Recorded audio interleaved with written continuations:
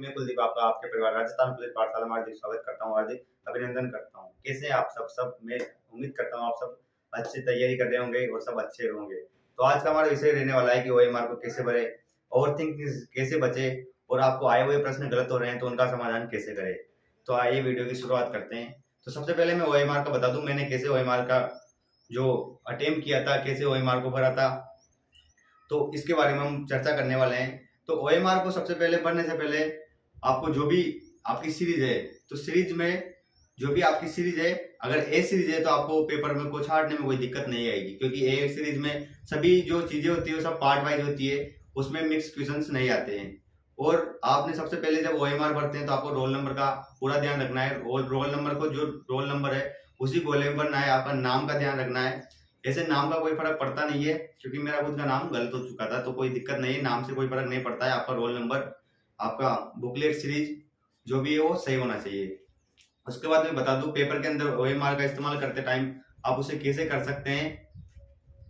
तो सबसे पहले मैंने कैसे भरा था ये मैं आपको बताता हूँ। मैंने सबसे पहले जो क्वेश्चन होते हैं, तो सबसे पहले 1, 2, 3 पेज के क्वेश्चन किए। 3 पेज के क्वेश्चन में जो क्वेश्चन मेरे को आए, उन क्वेश्चनों को मैंने राइट करके, और उनको जो भी मेरे कंफर्म थे क्वेश्चन, भाई ये क्वेश्चन मेरा सही है, तो मैंने 3 पेज करीबन 20-25 क्वेश्चन करके और सारे गोले उसमें भर दिए थे जो जो सही क्वेश्चन मेरे को आए थे। और आप 3 प्रकार के ऑप्शन का यूज कर सकते हैं पेपर के अंदर।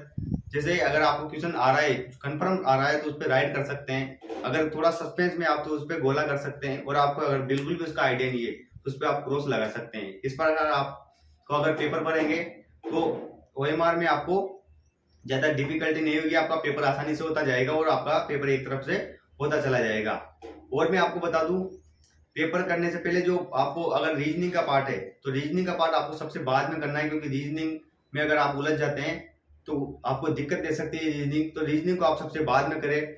उससे पहले आप जो भी कंप्यूटर है, कंप्यूटर आप इसको सबको सीरीज से कर सकते हैं, क्योंकि कंप्यूटर में ज्यादा टाइम टेकिंग क्वेश्चन नहीं आते, सब थ्योरिकल बेस्ड क्वेश्चन आते हैं आपके पास। और यदि इसमें कोई भी आता है अगर क्वेश्चन बेस्ड टाइप जो आपको लगता है भाई ये टाइम खा सकता है, तो उसको आप बाद के लिए रिव्यू करके गोला के लिए छोड़ सकते हैं। उसके बाद में आपको बता दूं, आपको आए हुए क्वेश्चन कैसे गलत हो जाते हैं आपके, तो ये सब होता है ओवर थिंकिंग की वजह से। यदि आपको क्वेश्चन आ रहा है और आप सोच रहे हैं कि मेरे को क्वेश्चन नहीं आ रहा है, तो आप उसके बारे में अच्छे से थोड़ा सोच कर विचार करें, भाई ये मेरे को क्वेश्चन आता है कि नहीं आता है। अगर नहीं आता है तो आप उसमें रिस्क न ले, आप उसको सीधा सा छोड़ दें, क्योंकि उससे आपका माइनस नहीं होगा। माइनस मार्किंग बहुत इफेक्ट डालती है पेपर के अंदर, क्योंकि ये आपका स्कोर है उसको, बड़े हुए स्कोर को कम कर देती है और आपके सिलेक्शन को रोक सकती है। ओवर थिंकिंग का मतलब मैं बताऊं आपको, कि आपको जैसे मेरे साथ हुआ था एक क्वेश्चन कि निम्न में से असंगत छांटिए। तो 4 ऑप्शन थे मेरे पास, पत्ता गोभी, फूल गोभी, सूरजमुखी और आलू, ये 4 ऑप्शन थे। तो मैंने ओवर थिंकिंग के चक्कर में पहले मैंने सोचा सूरजमुखी भर देते हैं, फिर मैं सोचा आलू भर देते हैं, क्योंकि सूरजमुखी के भी सही है उसमें और आलू भी सही है, क्योंकि ऑप्शन दोनों सही है, पर बोर्ड जो मानता है अपने को वही मानना पड़ेगा।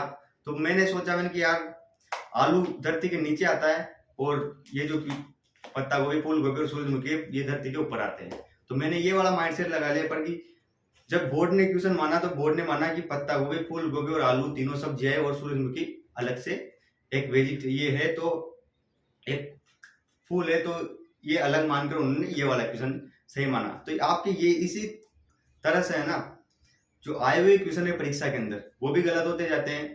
तो ये क्या सभी के साथ होते हैं। एक आपको पेपर में बैठने के बाद घबराहट नहीं होनी चाहिए, क्योंकि घबराहट सबको होती है, ये हमें खुद भी हुई थी। तो कॉन्फिडेंस रहना है कि भाई मेरा सिलेक्शन हुआ होगा क्यों नहीं होगा। आपके पास बहुत कम दिन बचे हुए हैं, आपको टाइम खराब नहीं करना है। आप टाइम खराब करोगे तो आपका सिलेक्शन से दूर होते जाओगे। आपको जितना भी टाइम मिल रहा है ना, वो आपको जरूर करना है। मॉडल टेस्ट पेपर आपको 2 या 3 तो मॉडल टेस्ट पेपर आपको देने ही है, 1 या 2 तो रोजाना आपको लगाने ही है, क्योंकि इनसे आपका क्या लगातार आकलन होता रहेगा और आपको कॉन्फिडेंस रहेगा। तो इसी के साथ मैं वीडियो की समाप्ति करना चाहूंगा। जय हिंद।